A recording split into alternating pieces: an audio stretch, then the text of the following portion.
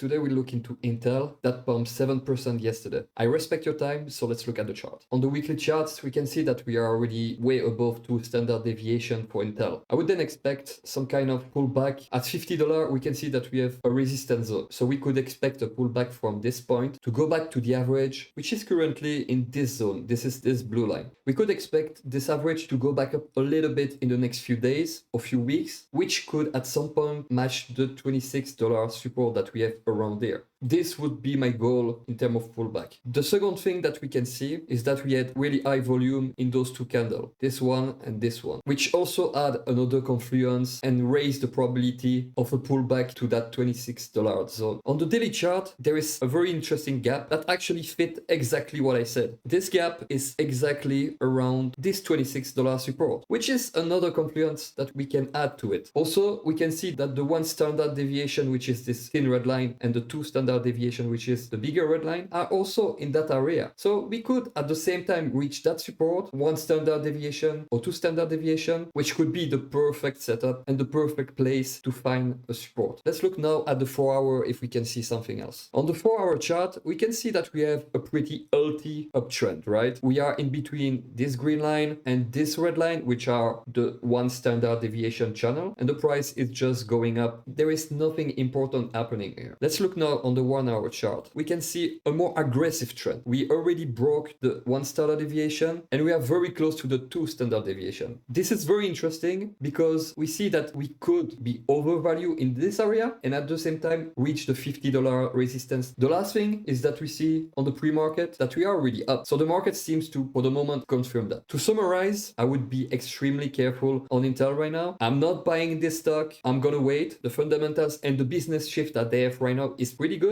but the technicals definitely doesn't tell me to buy right now.